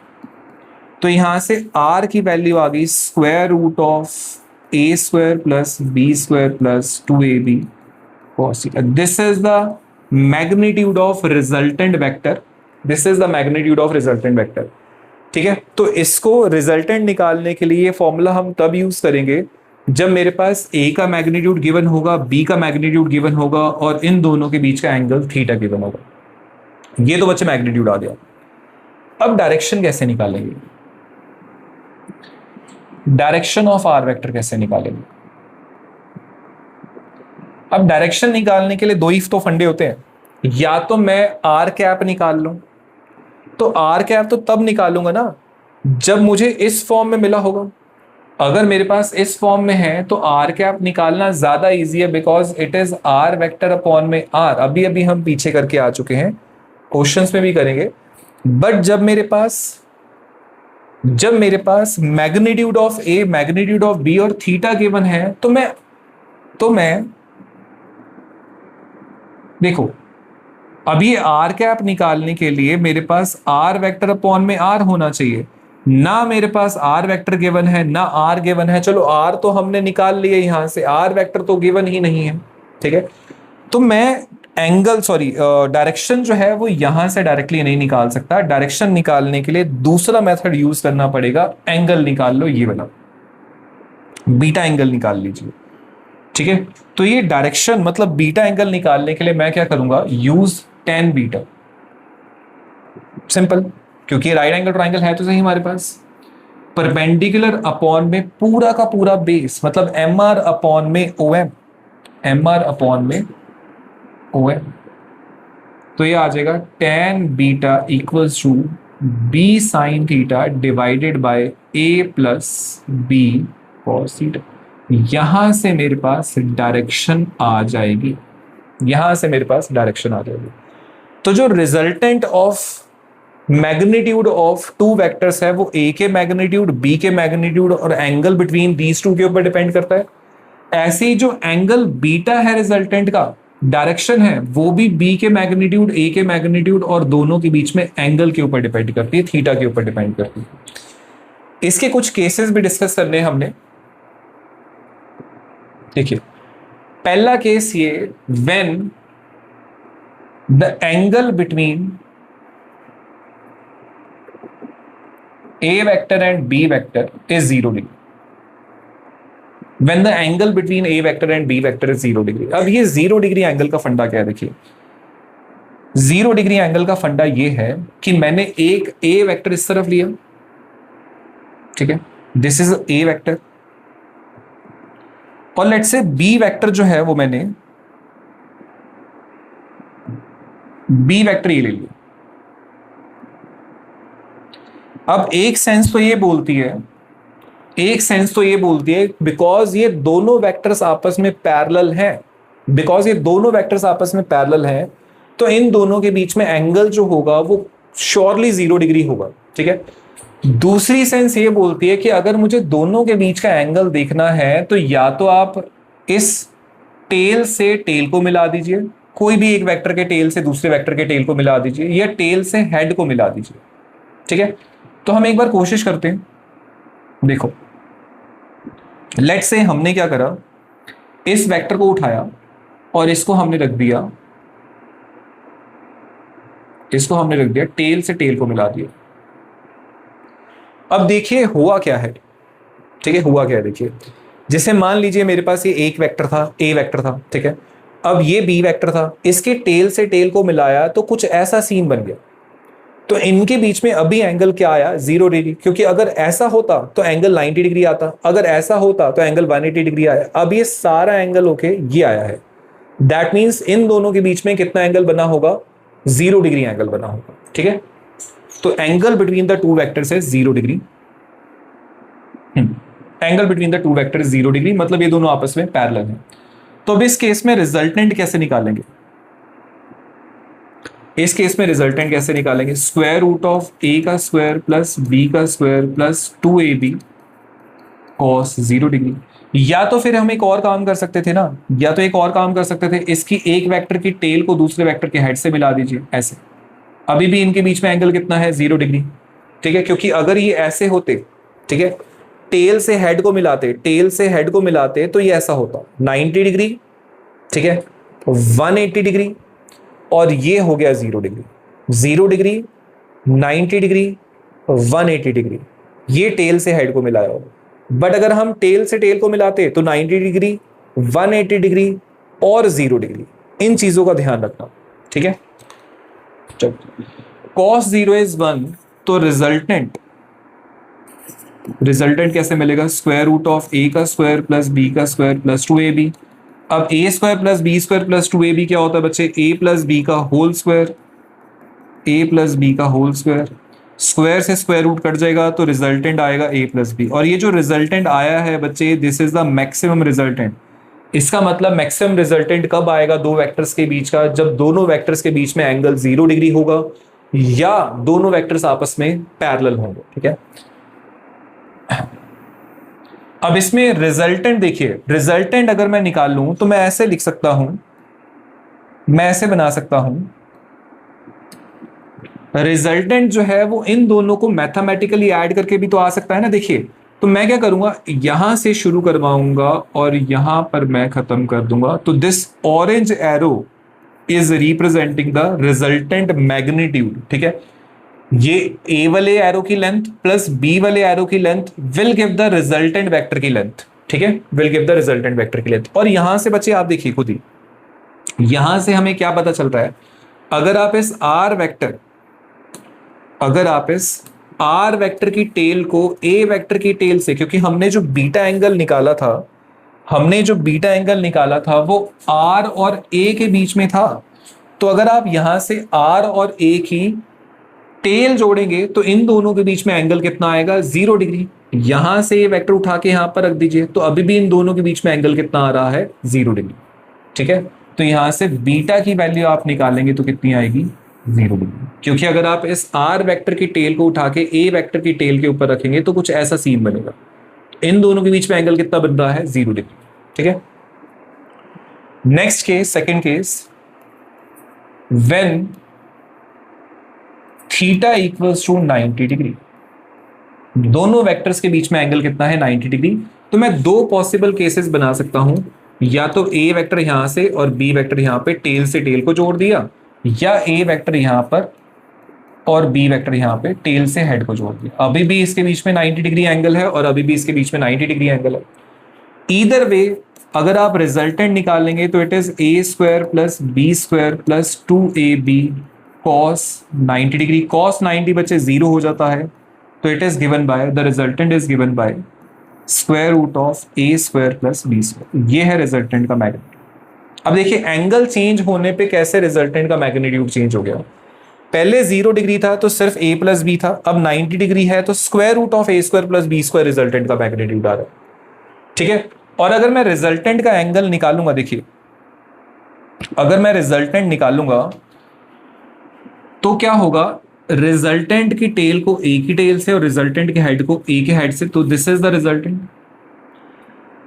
अब अगर मुझे बीटा निकालना है, ये बीटा निकालना है, तो मैं tan बीटा यूज कर लूंगा सीधा के सीधा, परपेंडिकुलर डिवाइडेड बाय बेस, तो इसका मैग्नीट्यूड इज b और इसका magnitude is a, perpendicular divided by base. अब यहां से भी कर सकते थे, resultant is given by here, ठीक है, बिकॉज ये भी बी वेक्टर है तो यहां पर भी बी वेक्टर होगा, ये बीटा हो जाएगा, तो यहां से भी tan beta equals to perpendicular divided by base आया था। परपेंडिकुलर का मैग्नीट्यूड b और बेस का मैग्नीट्यूड a। ठीक है, नेक्स्ट है when the angle between the two vectors is 180 degree, तो यहां से रिजल्टेंट आ जाएगा बच्चे स्क्वायर रूट ऑफ a का स्क्वायर प्लस b का square plus 2ab cos 180। cos 180 की वैल्यू बच्चे -1 होती है, तो मैं सीधा लिख रहा हूं a square plus b square minus 2ab, because cos 180 is -1 minus plus minus, तो ये बन जाएगा x माइनस वाई का होल स्क्वायर, मतलब a माइनस बी का whole square, which is square से स्क्वायर रूट कट गया। ये जो रिजल्टेंट आया है this is called minimum resultant. ठीक है, मिनिमम रिजल्टेंट कब होगा दो वेक्टर्स के बीच में, जब angle between the two vectors is 180 degree. Maximum resultant कब होगा, जब angle between the two vectors is 0 degree. ये हम पीछे केस कर चुके हैं। अब यहां पर बच्चे एंगल की बड़ी कंफ्यूजन रहती है, तो जो एंगल बिटवीन द रिजल्टेंट है, मतलब रिजल्टेंट के जो डायरेक्शन है, वहां पर दो पॉसिबिलिटीज आ सकते हैं, या तो 0 डिग्री भी आ सकता है, मतलब angle between R vector and A vector 0 degree भी हो सकता है, और angle between R vector and A vector 180 degree भी हो सकता है। ये डिपेंड करता है कि कौन बड़ा है, ए का मैग्नीट्यूड ज्यादा है या बी का मैग्नीट्यूड ज्यादा है, ये इसके ऊपर डिपेंड करता है। तो यहां पर पहला केस कर लेते हैं, लेट्स से ए का मैग्नीट्यूड बी के मैग्नीट्यूड से ज्यादा है और एंगल जो है वो इन दोनों के बीच में 180 डिग्री ही है। ठीक है, मतलब थीटा की वैल्यू 180 डिग्री है। इसके दो पॉसिबल केसेस, बीटा 0 डिग्री भी आ सकता है, बीटा 180 डिग्री भी आ सकता है। हम इसको इस तरीके से रिप्रेजेंट करते हैं, लेट्स से ए का मैग्नीट्यूड बी से ज्यादा है ना, तो ये है ए वेक्टर,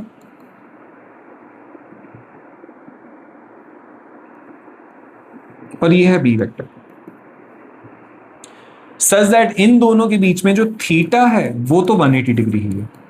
तो यहां पे जो रिजल्टेंट आएगा बच्चे वो a माइनस बी करके आएगा। अब आप खुद सोचिए, ये वाली डायरेक्शन पॉजिटिव है और ये वाली डायरेक्शन नेगेटिव है, a का मैग्नीट्यूड बड़ा है b से, तो मैथमेटिकली जो r की वैल्यू है वो तो पॉजिटिव आनी चाहिए। इसका मतलब जो r वेक्टर होगा वो किस डायरेक्शन में पॉइंट करेगा, वो इस डायरेक्शन में पॉइंट करेगा। और थोड़ा सा दिमाग लगाएंगे तो इसकी लेंथ मैंने छोटी क्यों रखी है, बिकॉज a में से b माइनस होके मुझे r मिलेगा, इसका मैग्नीट्यूड मिलेगा। a में से b माइनस होके मुझे r का मैग्नीट्यूड मिलेगा, इसलिए मैंने इसकी लेंथ छोटी बनाई है। अब आप इन दोनों के बीच में एंगल देखिए, r वेक्टर और a वेक्टर के बीच में एंगल देखिए, इसकी टेल से इसकी टेल को जोड़ेंगे तो यहां पर बीटा की वैल्यू जो है वो 0 डिग्री आएगी। देखिए अगर मैं इसको उठा के इसके ऊपर रख दूं तो आपने सिर्फ एंगल देखना है आर वेक्टर और ए वेक्टर, मतलब इसके ऑरेंज वाले और व्हाइट वाले एरो के बीच में एंगल कितना बन रहा है, बीटा की वैल्यू कितनी आ रही है, 0 डिग्री। बट अब दूसरा केस जब a का मैग्नीट्यूड छोटा ले लिया b के मैग्नीट्यूड से, मतलब a इस तरफ और b जो है वो हमने ले लिया इस तरफ, बी का मैग्नीट्यूड ए के मैग्नीट्यूड से बड़ा लिया है और एंगल अभी भी इन दोनों के बीच में कितना लिया है, 180 डिग्री का।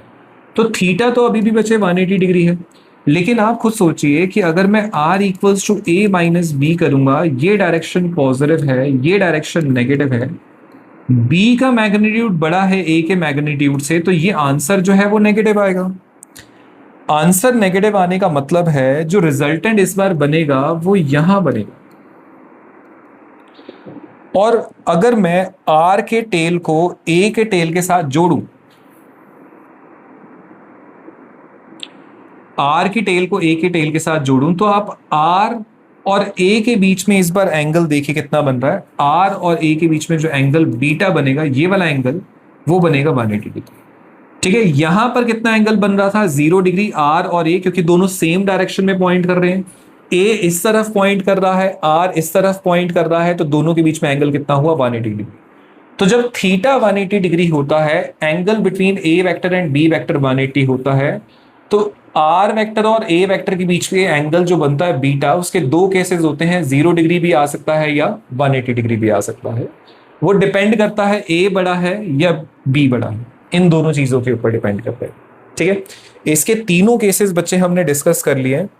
एक last topic, parallelogram law of vector addition.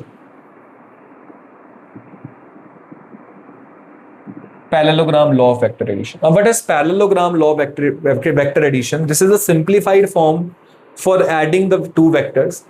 कि अगर हम दो वेक्टर्स को टू साइड्स ऑफ पैरेललोग्राम से रिप्रेजेंट करवाएं, दो वेक्टर्स को टू साइड्स ऑफ पैरेललोग्राम से रिप्रेजेंट करवाएं, तो जो रिजल्टेंट होगा, ठीक है, this theta is the angle between A vector and B vector. जो रिजल्टेंट होगा, the resultant is given by the diagonal of this parallelogram. ठीक है, resultant is given by the diagonal of this parallelogram.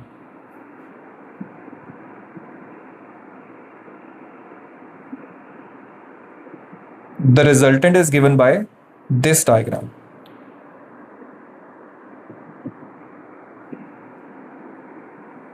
This gives the resultant. और बच्चे triangular law, बच्चे बहुत confuse होते हैं कि ट्राइंगुलर लॉ और सर पैरेललोग्राम में कौन सा यूज करें, कोई भी यूज कर लीजिए, बट ज्यादा इजी जो है वो पैरेललोग्राम लॉ वेक्टर एडिशन रहता है। बच्चे इसे ज्यादा यूज करना, बच्चे इसे ज्यादा प्रेफरेंस देते हैं। ठीक है, this is the angle between R vector and A vector which is beta. ठीक है, तो what is parallelogram law of vector addition? If two vectors are represented by the adjacent sides of the parallelogram, the resultant is given by the diagonal of this parallelogram. ये हमें resultant देता है। अब इसकी derivation बच्चे बहुत simple है, और जैसे हमने ट्राइंगुलर लॉ की डेरिवेशन करी है, बिल्कुल सेम तरीके से इसकी डेरिवेशन करनी है, बिल्कुल सेम तरीके से इसकी डेरिवेशन करेंगे। लेट्स से एक वेक्टर को मैंने ये ले लिया, ठीक है, और इसका नाम रख दिया मैंने ए वेक्टर, और यहां पर मैंने O पॉइंट दे दिया, यहां पर मैंने B पॉइंट दे दिया, P पॉइंट दे दिया, लेट्स से P पॉइंट दे दिया। Other vector is represented by the adjacent side of this parallelogram. इसे मैंने नाम दे दिया बच्चे B वेक्टर, और OPQ इस पॉइंट को नाम दे दिया मैंने R। ठीक है, या लेट्स से कंफ्यूजन दूर करने के लिए मैंने इसको नाम दे दिया S। अब अभी हमने पढ़ाया था resultant will is given by the diagonal of this parallelogram. तो पहले ना इसका हम पैरेललोग्राम कंप्लीट करते हैं, शेप कंप्लीट करते हैं। ठीक है, लेट्स से इस पॉइंट को मैं नाम दे देता हूं Q, और जो डायगोनल होगा it will give the resultant. तो डायगोनल को हम ऐसे बना देते हैं, दिस इज द डायगोनल। तो ये दे दिया हमने R vector equals to A vector plus B। अब इसकी डेरिवेशन बच्चे बहुत सिंपल है, इसी चीज को हम एक्सटेंड करेंगे। This is the angle between A vector and B vector theta, और this is the angle between R vector and A vector beta. Beta से हम R वेक्टर की डायरेक्शन निकाल लेंगे, और डिराइव कैसे करेंगे, बहुत सिंपल चीजें बच्चे। इसको हम थोड़ा सा एक्सटेंड करते हैं, और यहां से हम परपेंडिकुलर बना देते हैं, और इस पॉइंट को मैं नाम देता हूं M। ठीक है, अभी जैसे पीछे हमने डेरिवेशन करी थी, बिल्कुल सेम तरीके की डेरिवेशन ओ एम क्यू में मैंने पाइथागोरस थ्योरम यूज करनी है और ओ क्यू की वैल्यू इस बार निकालूंगा। ठीक है, अगर ये एंगल थीटा है तो ये वाला एंगल भी थीटा होगा, कॉरेस्पॉन्डिंग एंगल्स। अगर इसकी length, this is B vector, इसकी लेंथ बी होगी तो इसकी लेंथ भी क्या होगी। ठीक है, अगर OS वेक्टर रिप्रेजेंट कर रहा है बी वेक्टर तो OS की लेंथ होगी B, opposite sides of parallelogram are equal, तो PQ भी क्या रिप्रेजेंट करेगा, बी। तो मैं डायरेक्टली लिख रहा हूं बच्चे, PM जो होगा वो बन जाएगा बी कॉस थीटा, बिल्कुल सेम हूबहू डेरिवेशन अगर आप इस ट्राइंगल के ऊपर साइन थीटा और कॉस थीटा, और ये बन जाएगा बी साइन थीटा। अगर आप इन ट्राइंगल OMQ के ऊपर पाइथागोरस थ्योरम यूज करेंगे तो हमें OQ की लेंथ निकालनी है, मतलब यहां पर भी हमने R का मैग्नीट्यूड और उसकी डायरेक्शन, रिजल्टेंट का मैग्नीट्यूड और उसकी डायरेक्शन बीटा निकालना है। ठीक है, तो R का मैग्नीट्यूड मतलब रिजल्टेंट का मैग्नीट्यूड निकालने के लिए मुझे इसकी लेंथ निकालनी होगी फिर से, तो OQ का स्क्वायर इक्वल्स टू OM का स्क्वायर प्लस QM का स्क्वायर। ठीक है, दिस इज R का स्क्वायर, और इससे मैं लिख सकता हूं OM को दो पार्ट्स में डिवाइड कर सकता हूं, OP plus PM। OP represents A और PM is representing B cos theta. बिल्कुल सेम स्टेप्स हैं, हूबहू स्टेप्स है B sin थीटा का। इसे आप पूरा सॉल्व करेंगे तो अभी भी मेरे पास आ जाएगा R equals to square root of A square plus B square plus 2AB cos theta, बिल्कुल सेम। तो इसलिए मैं बोलता हूं कि चाहे आप ट्राइंगुलर लॉ यूज करो या पैरेललोग्राम लॉ यूज करो, जो रिजल्टेंट का मैग्नीट्यूड है वो सेम आएगा। और यहां से बच्चे आप बीटा की वैल्यू निकालेंगे, tan बीटा, तो वो भी सेम आएगी, that is perpendicular QM upon में हाइपोटेन्यूज OM। OM को अगर आप दो पार्ट्स में डिवाइड कर देंगे तो it is B sin theta divided bye A plus B cos theta. यहां से मेरे पास डायरेक्शन आ जाएगा। ठीक है, तो बिल्कुल सेम डेरिवेशन है बच्चे, पैरेललोग्राम लॉ और ट्राइंगुलर लॉ में कोई फर्क नहीं है। नेक्स्ट इसके दो एप्लीकेशंस है जिसके बेसिस पे बच्चे क्वेश्चन बनते हैं। जैसे पहली एप्लीकेशन है, when a boatsman tends to cross the river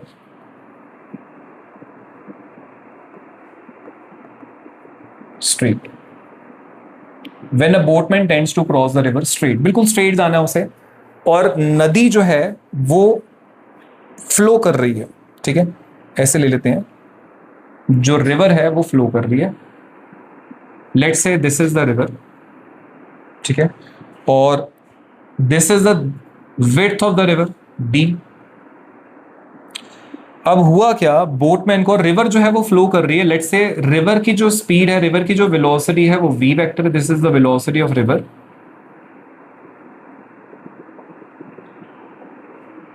और यहां पर जो स्विमर है, जो बोटमैन होगा, उसकी वेलोसिटी को हम ले लेते हैं VB vector, this is velocity of boatman. Boatman की जगह velocity of person, velocity of swimmer, कुछ भी आप ले सकते हैं। लेकिन क्वेश्चन क्या है कि रिवर जो है वो फ्लो कर रही है ना सर्टेन डायरेक्शन, मान लेते हैं रिवर जो है वो इस डायरेक्शन में फ्लो कर रही है। अब हुआ क्या, एक बोटमैन ने स्विम करना है या बोटमैन ने ए पॉइंट से डायरेक्टली अपोजिट बी पॉइंट पर जाना है। बोटमैन ने ए पॉइंट से डायरेक्टली अपोजिट एंड की तरफ बी पॉइंट की तरफ जाना है, डायरेक्टली स्ट्रेट डायरेक्शन में जाना है। But because of the flow of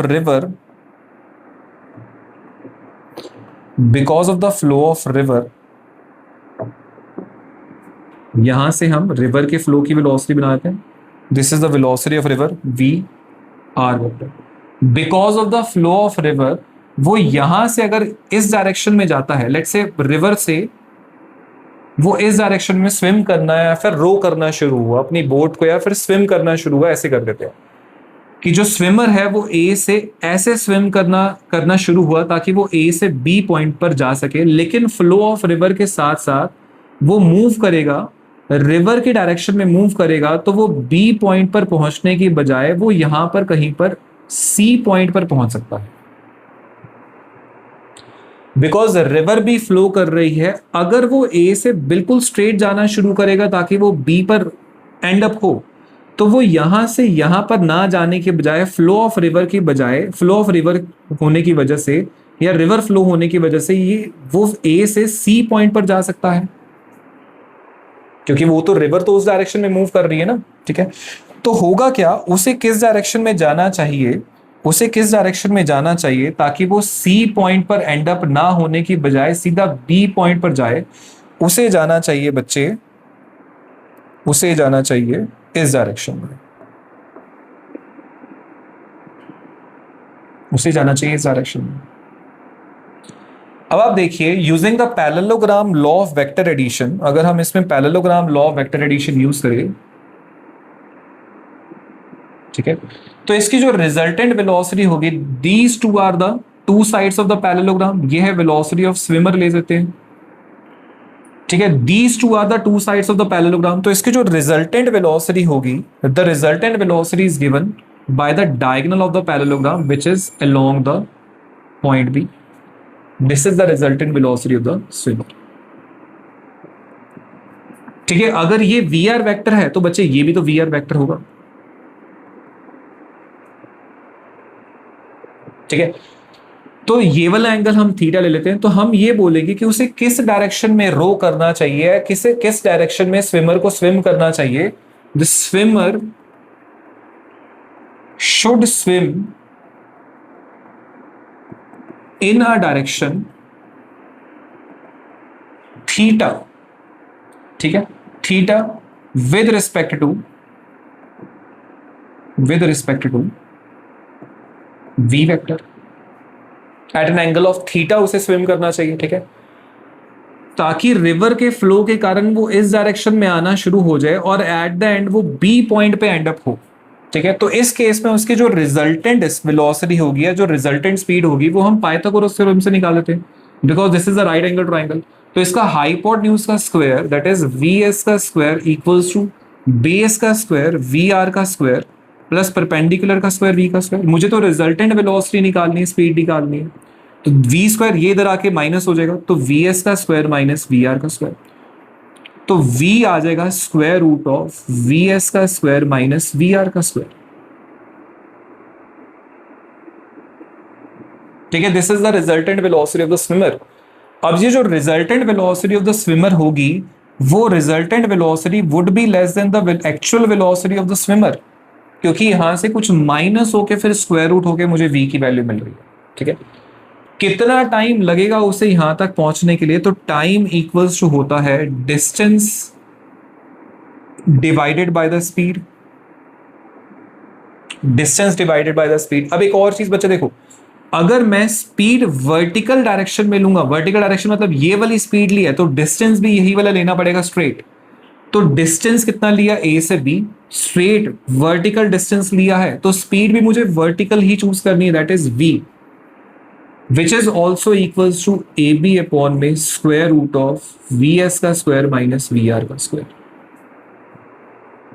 ठीक है, ये जरूर ध्यान रखना कि अगर डिस्टेंस मैंने स्ट्रेट चूज करा है तो स्पीड भी यही वाली चूज करनी है, या उल्टा स्पीड ये वाली चूज करी तो डिस्टेंस भी यही वाला।